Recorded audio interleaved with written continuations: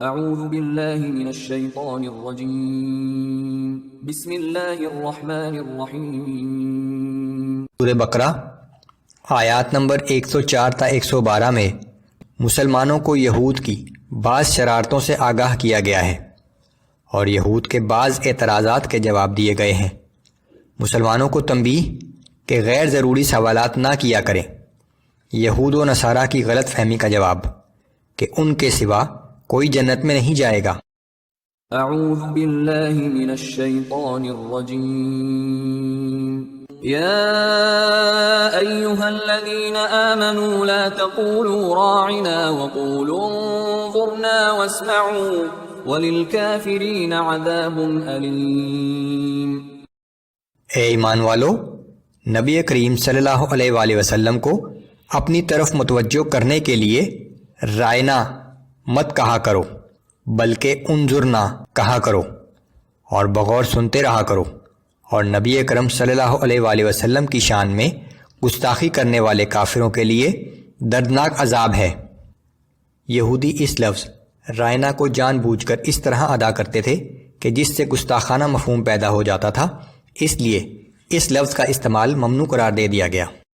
مَا يَوَدُّ الَّذِينَ كَفَرُوا مِنْ أَهْلِ الْكِتَابِ وَلَا الْمُشْرِكِينَ أَن يُنَزَّلَ عَلَيْكُم مِّنْ خَيْرٍ مِّن رَّبِّكُمْ۔ کسی کافر کو خواہ وہ اہل کتاب میں سے ہو یا مشرکین میں سے ہو، یہ بات پسند نہیں کہ آپ کے رب کی طرف سے آپ پر کوئی بھلائی اترے۔ وَاللَّهُ يَخْتَصُّ بِرَحْمَتِهِ مَن يَشَاءُ وَاللَّهُ ذُو الْفَضْلِ الْعَظِيمِ۔ اور اللہ جسے چاہتا ہے اپنی رحمت کے ساتھ مخصوص کر لیتا ہے، اور اللہ بڑے فضل کا مالک ہے۔ مَا نَنسَخْ مِنْ آيَةٍ أَوْ نُنسِهَا نَأْتِ بِخَيْرٍ مِّنْهَا أَوْ مِثْلِهَا أَلَمْ تَعْلَمْ أَنَّ اللَّهَ عَلَى كُلِّ شَيْءٍ قَدِيرٌ۔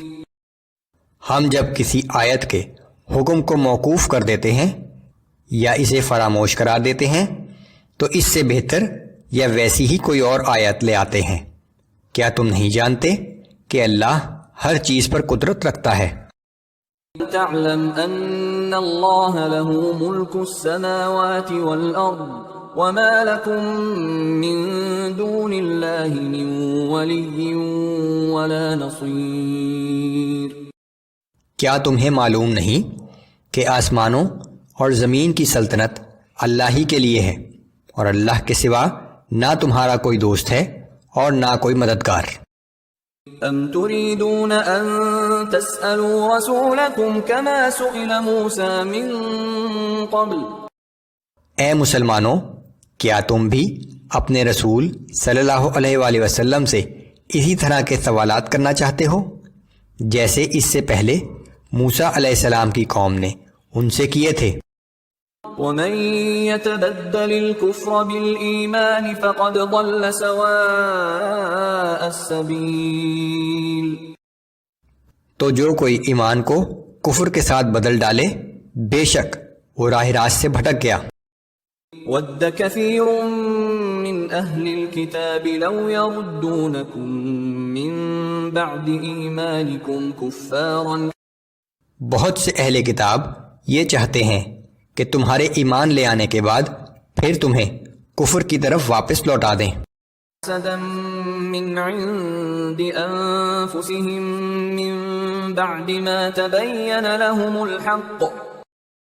یہ اس حسد کے باعث ہے جو ان کے دلوں میں ہے حالانکہ ان پر حق خوب ظاہر ہو چکا ہے۔ فاعفوا واصفحوا حتى يأتي الله بأمره إن الله على كل شيء قدير۔ سو تم معاف کرتے رہو اور درگزر کرتے رہو یہاں تک کہ اللہ اپنا کوئی اور حکم بھیج دے، بے شک اللہ ہر چیز پر قادر ہے۔ وَأَقِيمُوا الصَّلَاةَ وَآتُوا الزَّكَاةَ وَمَا تُقَدِّمُوا لِأَنفُسِكُم مِّنْ خَيْرٍ تَجِدُوهُ عِندَ اللَّهِ اور تم نماز قائم کرو اور زکوٰۃ ادا کرتے رہا کرو، اور جو اعمال خیر بھی تم آگے بھیجو گے اسے اللہ کے حضور موجود پاؤ گے۔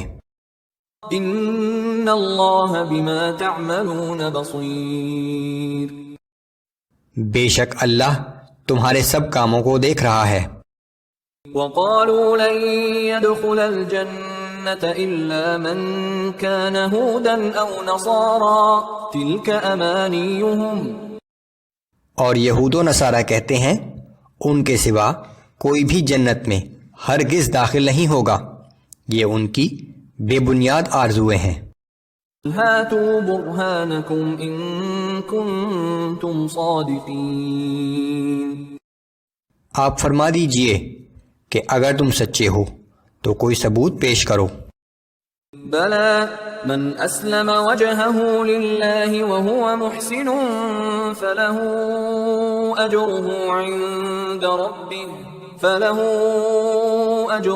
عند ربه ولا خوف عليهم ولا هم يحزنون۔ ہاں کیوں نہیں، جس نے اپنا چہرہ اللہ کے سامنے جھکا دیا اور وہ اخلاص کے ساتھ نیک اعمال کرنے والا بھی ہو تو اس کا اجر اس کے رب کے پاس موجود ہے، اور ایسے لوگوں پر نہ کوئی خوف ہوگا اور نہ وہ غمگین ہوں گے۔